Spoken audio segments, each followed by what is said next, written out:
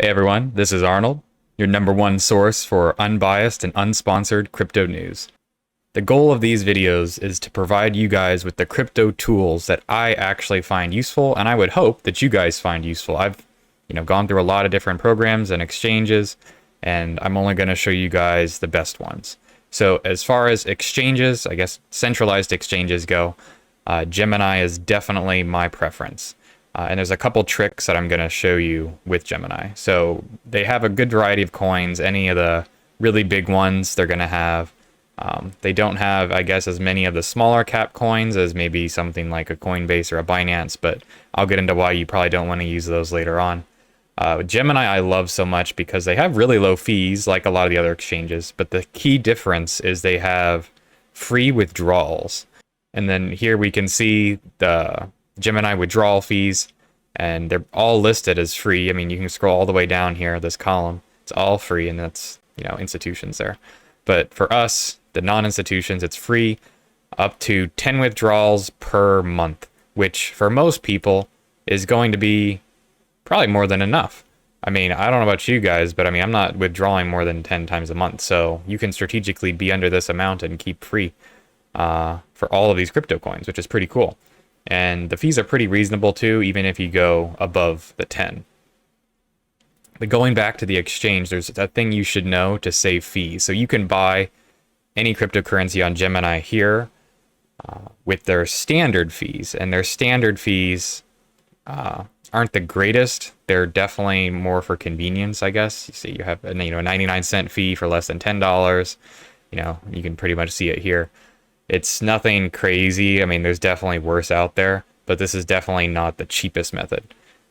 I can cut this down to 0.35, 0.25, which is, I'll show you how to do that in a second. It's definitely the way to go.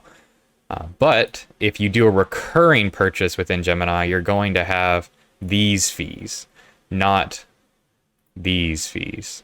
So if I go back to Gemini here, and if I went to, Bitcoin, this is the higher version of the fees.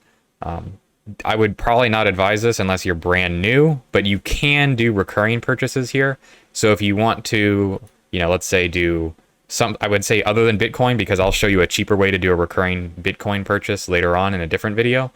But for non-Bitcoin cryptocurrencies, I mean, if you don't mind paying, $1 or $2 fee to have it automatically done for you without having to think about it, I mean, yeah, it's super convenient, buy $25 of Ethereum a week, buy $50 a week, buy, whatever it is you want to do and not think about it, and you don't care about the fee as much, then go for it. It's great. But if you want to save on fees, and especially if you're going to be doing a larger order, this is how you do it. You have to go to the active trader mode. And to do that, you go to your account,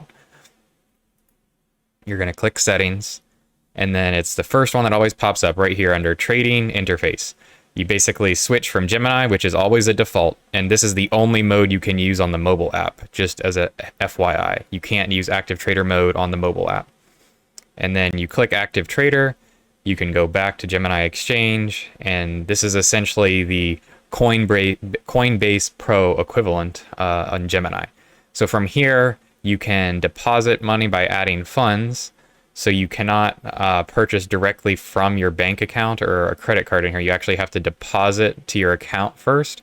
But after you deposit, US dollars or whatever to your account from your bank account of your choice, then you have funds loaded onto the platform to use on the Gemini active trader or the Pro exchange. You can also load the funds on from the regular mode, but it doesn't really matter. As long as they're loaded onto your Gemini account, then you have access to them. And you would see your access to however many funds you have here under US dollars. You can select Bitcoin, buy or sell. You have, the limit, buy, all the order different types. And there's plenty of videos to show you how to do these types. I would definitely recommend a limit order more so than a market order because the fees are slightly lower. But again, it's a very nominal difference. So if you just want it done at the market rate, you can do market, it's fine.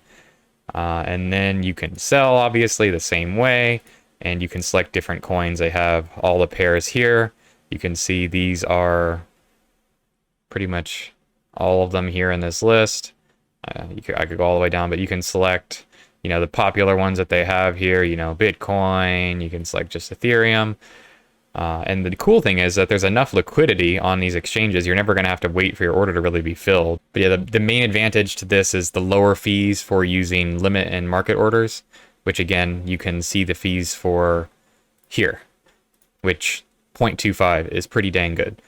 And if you compare that to Coinbase right here, Coinbase Pro, so already the lower version of Coinbase, it's 0.5 for the lowest tier, which is more.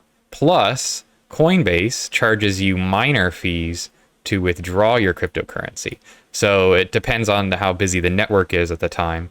But if there's a lot of Bitcoin transactions going on, or a lot of Ethereum transactions going on, or any coin, especially with Ethereum, they had really high fees not that long ago. You could be paying, a $20 withdrawal fee, a $30 withdrawal fee, something. I mean, I think at one point I saw people paying, close to $100 just to do a single transaction off of an Ethereum exchange. So definitely not as good, in my opinion. And there's a lot of other reasons to not use Coinbase. Like, they're definitely the most centralized and regulated. So if you're at all worried about your privacy, definitely Coinbase is the last exchange you're going to want to use. And then if you compare it to, Binance US, and I believe the fees on Binance US are pretty similar to Binance, if not identical. But the fees are lower technically for spot trading at 0.1% than the Gemini. So the Gemini was 0.25, so it's a little bit higher. The instant buys here are higher. But the other downside, again, even to the Binance, is you do have all the withdrawal fees. And they can add up. And this is a website that lets you see some of the exchange withdrawal fees. So if you scroll down to some of these ones here, let's see, if I search for Ethereum right here, then we can see that right now, just with the current networking, it's $10 to withdraw.